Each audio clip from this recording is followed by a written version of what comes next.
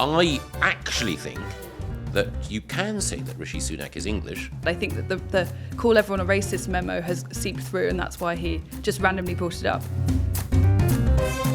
Hello and welcome to Quite Right's Questions and Answers podcast. I'm Michael Gove, editor of The Spectator. And I'm Madeline Grant, assistant editor and parliamentary sketch writer. And this week, we'll be discussing Constantine Kisson, Question Time, and whether or not Rishi Sunak is English or British. We'll also be considering what is the likelihood of our country being consumed by another civil war, and which were the political figures from our childhoods that impelled us down the path that we eventually took. Our first question comes from Anonymous. I watched Constantine Kisson on Question Time and thought he was quite impressive. What do you make of the whole furore over whether he should have been allowed on, and the vexed question of whether being born here makes you automatically English? Well, I'd like to thank Anonymous for watching Question Time because he's more courageous than I am. It's a programme that I used to watch and occasionally appeared on, and I can't bring myself to watch anymore. But I did have a look at this particular episode because I'm a great fan of Constantine Kisson's. And I think that he is sharp, eloquent, perceptive, and also on the panel was, I think, one of the more articulate and considerable of Labour's cabinet ministers, a chap called Douglas Alexander, who's the Scottish Secretary. The furore that Constantine found himself at the heart of again was over the question of whether or not Rishi Sunak was English or British.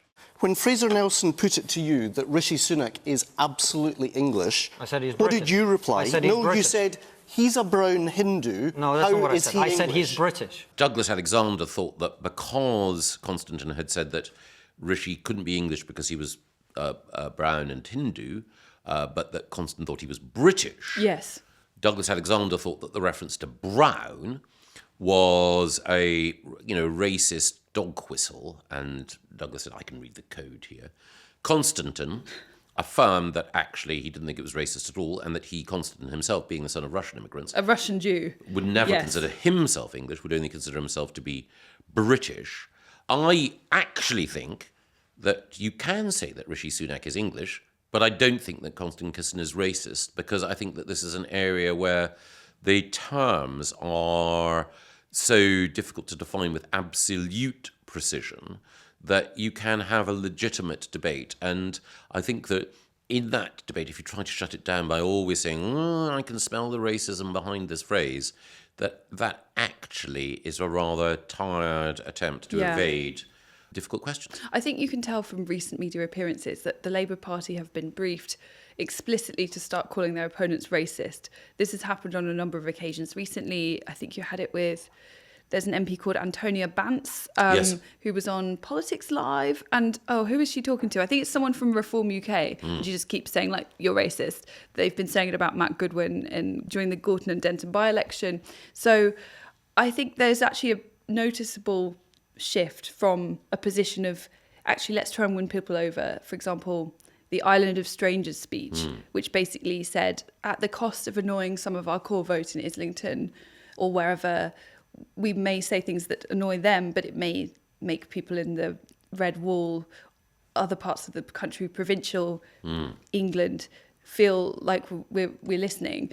They've shifted away from that, which I think is actually a sign of weakness, because they've basically said we can't win these people over. Yes. So now what we're going to do is we're going to kind of the equivalent of retreating to the Mott from the Bailey. We're just going to go for our core demographic and also remind everybody that, or rather try to frame this election as if it's a choice between racist Farage and us. And progressives must unite to kill Farage. So I think it reflects a specific... Yeah. And I could see with Douglas Alexander just kind of brought this up out of nowhere. I think I don't know if he'd been drilled to do that, but I think that the call everyone a racist memo has seeped through, and that's why he just randomly brought it up. Well, he clearly had the quote in front of him, and I don't think that he would naturally be so au fait with everything that Constantine Kisson had ever said that it would have come unbidden to the front of his mind. So I think you're right that there is a structured approach that Labour are taking to critics and opponents. And I know from my own time as a politician that before you go on a programme like Question Time, the party headquarters provide you with all sorts of briefing notes. Obviously, it's up to you whether or not you absorb that material and reuse it. And the broader point, I think, is that the phrase the accusation has lost its taint or its sting for a couple of reasons. One, it's been so promiscuously flung around that almost everything is racist these days. Mathematics, the countryside. It's impossible to find something or someone that hasn't, admittedly by some sort of wacky decolonizing academic, been denounced as racist over time. And the second thing also is that people see that it's an attempt to sidestep an unfortunate question or a difficult question by saying you have no status or standing or platform, you are the root of all evil, so why on earth should we pay any attention to what comes from tainted fruit from this poisoned tree? Yeah. And I think that does a disservice to this debate. As it is, I do think that Rishi Sunak, and one can apply it in lots of different ways, he seems to me, I'm a Scot, but he seems to me to be quintessentially English, born in Southampton, a football and cricket fan, typical Wickhamist, very sort of clever and, good at adding up and all the rest of it. So he seems to me... So is it to do with... a quintessentially English character. He inhabits English institutions as though to the man are born. Well, I think that maybe some of the issue comes from the fact that there are people who are born in England but have not integrated and Yes. are still adopting the culture Exactly. from whence they came. But I think there have also been particular things that have really annoyed a lot of people. For example, when Axel Ruda Cabana was basically framed as a simple Welsh choir boy, that kind of thing. There's also been concerted efforts to say that Englishness is not really an identity of its own, like it doesn't exist. It's not, it is also an ethnicity. I think maybe it can be both. It could be something you can become English or you can be born into it. But to say that there is no such thing as an English identity or an English ethnicity, I think has actually led to the backlash that means that we're now having this debate. I wish we weren't having this debate, but unfortunately we are. And I also would also add that, as well as the fact that we have porous borders, big influx of immigrants that essentially no one voted for. Not that they didn't vote for immigration, but the kind of numbers that we have seen in the last 30 years. And then also just things like, the colourblind casting on TV. So you get Black Anne Boleyn and Pakistani Hartha Canute or whatever we will get next. So I think all of these things have annoyed people. And now what was not a live issue is now being discussed. I think all of those things are accurate. I think that, as Constantine Kisson himself pointed out on Question Time, you had the same number of people arriving in the sort of period between 97 and 2010, Blair Brown government, same number of new people arriving as you had since 1066 to 1950. Now, obviously, the population's grown overall since then, but still, it's quite a striking figure. It is perfectly possible to argue that individuals, groups, and others who came during that period have augmented British life and so on, and yet at the same time to acknowledge that that is quite a striking historical fact. And as Constantine Kisson pointed out, more people last year arrived illegally than arrived legally in the years that his parents came to and he came to this country. That's interesting. So you can, again, have a legitimate debate about that, but you can't ignore those facts, or you can't say that anyone who raises them isn't raising something which is striking and worthy of reflection. And similarly, Englishness, Britishness are notoriously difficult to define. I would not like to define them, either of them, purely in ethnic terms, but there is an ethnic identity that does exist, that's kind of important. You can't deny that the English character is a function of the people who lived here over generations. And therefore, you get into quite knotty, Knotty territory in discussing it. But you shouldn't be afraid of discussing it. And also, you shouldn't feel, provided, I think, behind it all, there is still, and here I'll reveal my ideology, provided you still have a concern for the inherent dignity of each individual, provided there is that, whether it's empathy or respect or whatever, recognition that everyone is made in God's image, then I think you can have legitimate discussions about cultures and whether or not particular cultures have incubated certain virtues or whether or not particular cultures have been less successful in sustaining virtue. I think that is a necessary conversation. The next question is from Michelle Quinlan. Professor David J. Betts, Professor of War in the Modern World at King's College London, predicts that the UK will experience civil war within the next few years, either started at home or through contagion from nearby countries, most likely Ireland or France, and that the political off-ramp to prevent this has been passed. Do you agree? It is an interesting thesis. Professor David Betts is an academic in the field of war studies at King's College, I think. And he's someone that has studied the history of civil wars, and he identifies various factors that predict a civil war generally. And he says that many of these factors have been met in the UK. It's a compelling thesis. I mean, I don't really feel qualified to answer the question, but I do think that there are perhaps some differences with the past. So the last civil war that we had in Britain took place before you have an organised army. You have local magnates. It's often happening in a very local way, depending on what the local lord or power broker in the area felt about the king or parliament. Whereas we now have an organised army, so I wonder how that would change things. We also have a higher level of wealth and comfort than we did in past conflicts. And we have a state with vast powers of surveillance and, as of now, a monopoly on that kind of violence. It's not like America where an awful lot of people are bearing arms. So I wonder if that could affect things. What I could see happening, I mean, I suppose Professor Betts probably isn't arguing that we would have a civil war that would take the form of the last civil war, but I could certainly imagine particular enclaves in which they become self-governing by a particular group of people. Whether you'd call that a civil war, I don't know if that would take a full-scale civil war. One thing that gives me great concern about the last couple of years is that I think it has made explicit something that we were worried about before, which is that the state is not policing evenly and without fear or favour. Yes. We are already conducting policing in certain areas of the country, as we saw with the West Midlands police debacle, based on the perceived fear of a particular group of people and how much power they hold. So if necessary, they will cook the books to avoid offending the belligerent offended group.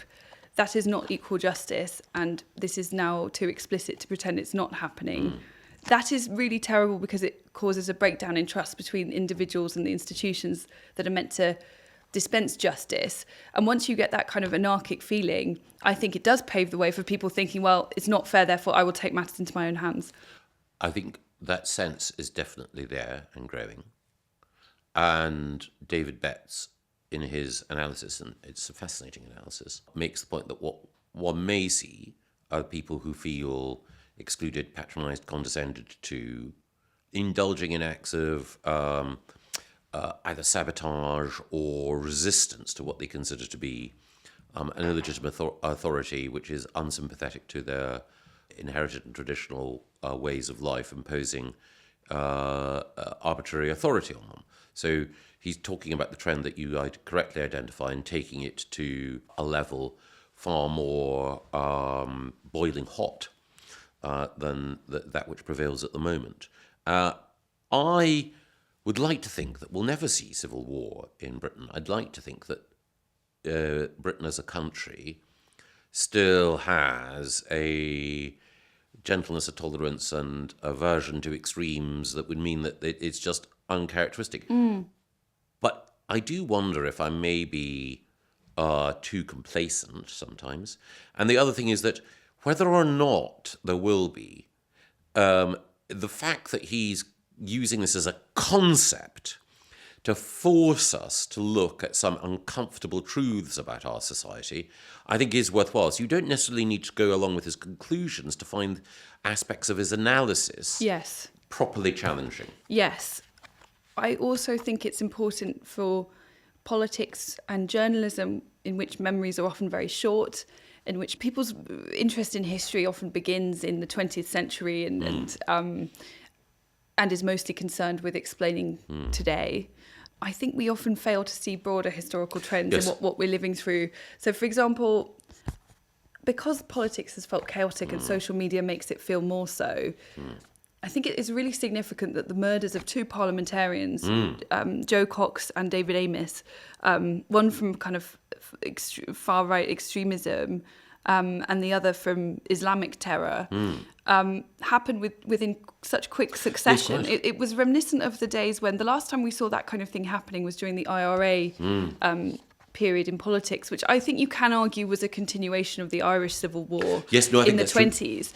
We are living through a time where things are escalating, and there's almost a feeling I notice amongst some commentators on the left that if one talks about these things, they imply that you yourself are trying to stir the pot, when in fact it's the not talking about things that leads to the upsurge of anger and resentment. I mean, look what has happened with the efforts to prevent discussion of the rape gangs in across the UK. I mean, one interview I saw David Betts doing, he mentions this young man who was caught on camera, and he was saying, I think he was at an EDL march, but he was talking about, quote, Muslimic ray guns. Well, that he was saying Muslimic rape gangs. He became a kind of object of derision, maybe has some very unpalatable views, but what he was saying about the rape gangs was entirely true, and a lot of the people in power chose to adopt a similar attitude towards it. And there's all kinds of TV programmes that you look back on from about 10 years ago where people attempt to raise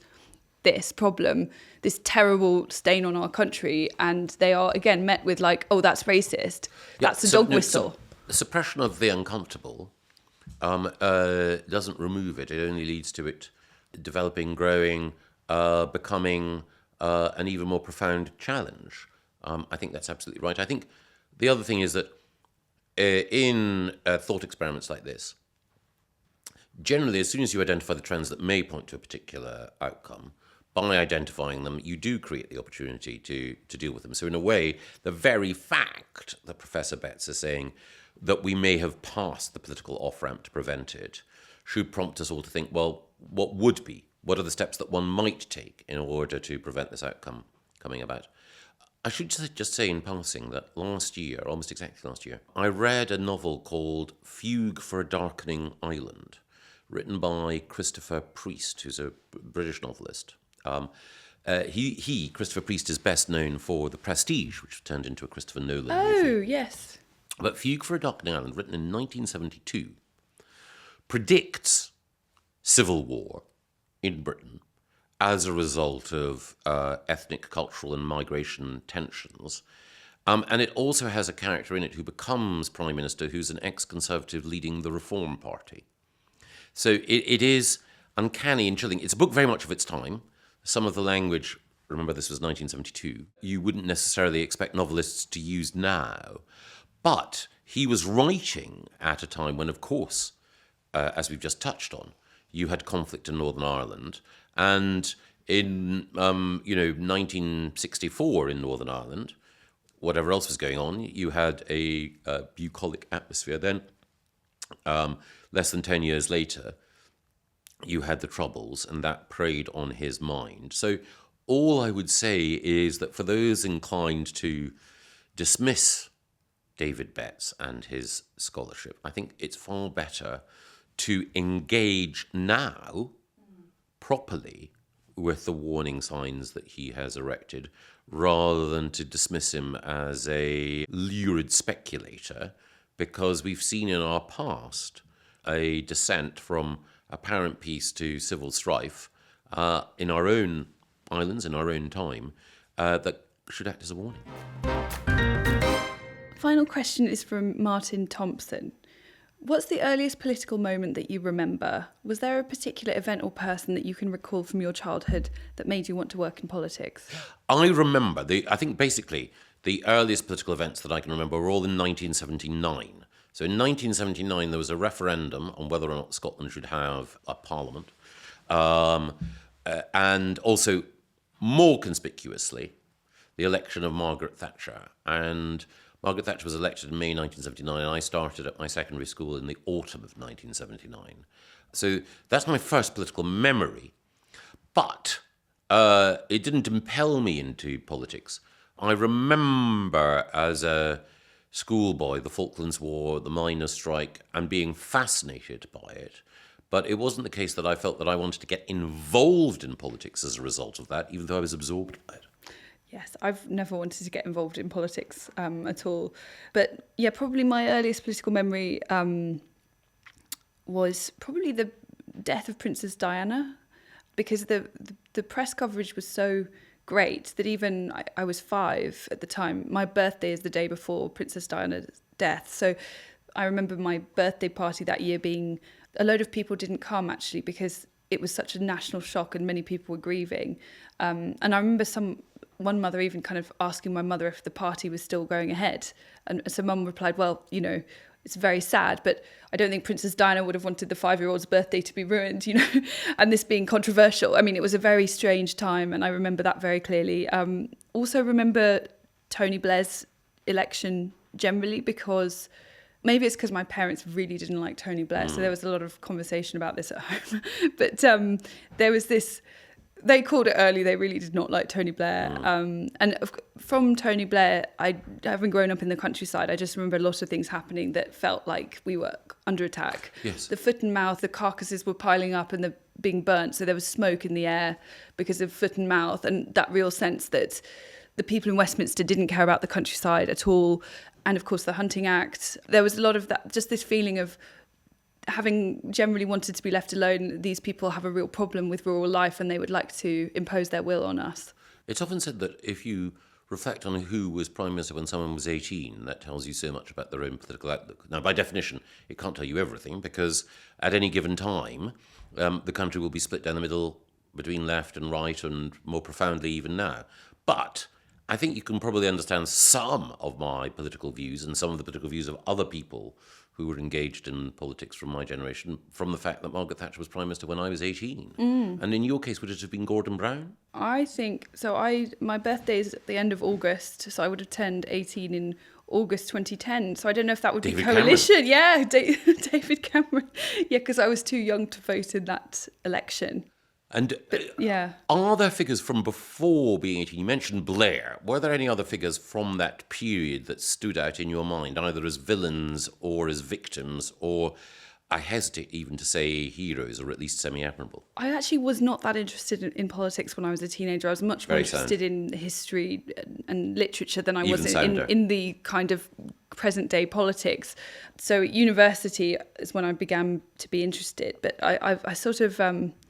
I don't know. I think maybe there was a general feeling of it's all bad. You can't trust... Sorry, no offence, but there was a feeling of you can't trust any of them. I don't know. That's quite a common view amongst young people, that quite sort of anarchic. Equally, I probably knew then that I wasn't going to be I wasn't flying a Che Guevara flag either. No. But nor was I batting for anything in particular at that point. I don't know. I think I just had a lot on my plate. You know, I was playing a lot of sport and trying to get past my exams. No. It sounds like you had See my friends. a healthy, balanced adolescence, which gives you a healthy and balanced outlook. Never been accused of having that before. No, I didn't. I remember, I think I was 16, 17, I can't remember exactly, and being bedridden at the time with glandular fever. Which you may have got from having too fun an adolescence. Well, who knows? But but I remember reading Hugo Young's biography of Margaret Thatcher. I think it's called One of Us, at that time. So I think if you were 16 or 17, you shouldn't really have been reading about Margaret Thatcher when you were in your bed. But I'm afraid at the time I was fascinated by politics overall. A desire to go into politics only came later, when I was, after I got married and had children. But growing up, apart from Margaret Thatcher, I also, to be fair, one of the things that drew me in were speeches, by which I remember, but just the September before I went up to university, Neil Kinnock's denunciation of the militant tendency at the Labour Party conference, thinking that was a fantastic speech.